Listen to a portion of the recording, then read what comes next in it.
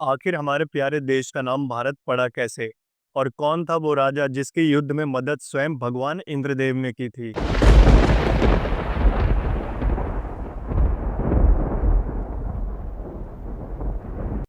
नमस्कार दोस्तों, मेरा नाम है अनुज सिंह और आज मैं आपको बताने जा रहा हूँ हमारे इतिहास के पन्ने में खोए हुए एक ऐसे महावीर, पराक्रमी और युद्ध कौशल में निपुण राजा के बारे में, जिसके राज करने के तरीके से भारत का पूरा इतिहास बदल गया और जिसके वंश के नाम पे हमारे प्यारे देश का नाम भारत पड़ा। जिस समय अन्य सभ्यता के लोग अपना जीवन व्यतीत करने के लिए एक स्थान से दूसरे स्थान पर भटका करते थे, उस समय राजा सुदास ने भारत के अंदर एक सुव्यवस्थित जीवन व्यतीत करने की शैली की स्थापना की और लड़ा भारतवर्ष का एक ऐसा महासंग्राम जिसकी उल्लेख स्वयं ऋग्वेद के 7वें मंडल में मिलता है। यह केवल एक युद्ध नहीं, बल्कि भारतवर्ष की धरती पर लड़ा गया एक ऐसा भीषण संघर्ष था जिसकी गूंज सदियों तक बनी रही और जिसने इतिहास की धारा को मोड़ दिया। यह रक्त, विश्वासघात और पराक्रम की एक भयानक, रोमांचक और दिल दहला देने वाली गाथा है। प्राचीन आर्यवर्त, जहाँ छोटे छोटे कबीलों और जनपदों का राज था, अपनी हरी भरी भूमि और शांत नदियों के लिए जाना जाता था। पर इस शांति के नीचे सत्ता और प्रभुत्व की लालसा पल रही थी।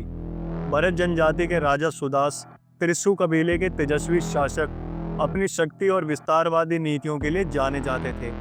उनके दरबार में कभी महर्षि विश्वामित्र का प्रभाव था, लेकिन अब महर्षि वशिष्ठ ने उनका स्थान ले लिया था। विश्वामित्र, जिन्हें अपमान का कड़वा घूंट पीना पड़ा, उनकी आंखों में प्रतिशोध की एक ठंडी भयावह ज्वाला जल रही थी। उनकी उस ज्वाला ने उन सभी कबीलों और राजाओं को आकर्षित किया जो सुदास के बढ़ते प्रभुत्व से भयभीत या ईर्ष्यालु थे। कुरु, यदु, तुर्वासा, अनु, दुर्हु, अलिन, पक्त, फलान, शिव और विषानिम, 10 शक्तिशाली राजा अपनी विशाल सेनाओं के साथ विश्वामित्र के भयानक आवाहन पर एकजुट होने लगे। यह कोई सामान्य युद्ध नहीं था, यह एक ऐसा गठबंधन था जिसकी भयावह छाया ने पूरे आर्यवर्त पर एक अनकहा आतंक फैला दिया था।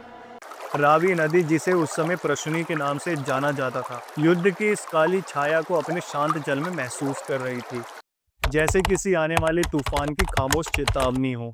धीरे धीरे प्रशुनी के किनारे लाखों योद्धाओं की गर्जना से गूंजने लगे। एक और राजा सुदास की त्रिशु भरत सेना वशिष्ठ के दिव्य मार्गदर्शन पर खड़ी थी, संख्या में कम पर दृढ़ निश्चयी थी। दूसरी ओर 10 राजाओं का विशाल गठबंधन, उनकी सेनाएं इतनी विशाल थीं कि क्षितिज तक फैली हुई प्रतीत होती थी। उनके योद्धाओं की आंखों में सुदास के रक्त की प्यास थी। विश्वामित्र की भयानक रणनीतियां और उनके अभिमंत्रित मंत्रों ने इस सेना को एक दुर्भेद्य शक्ति में बदल दिया था। रात में नदी के किनारे जलते शिविरों में उठने वाले धुएं और योद्धाओं के नारों से पूरा वातावरण भयानक हो जाता था। हर योद्धा जानता था कि कोई साधारण लड़ाई नहीं, यह आर पार का संग्राम है।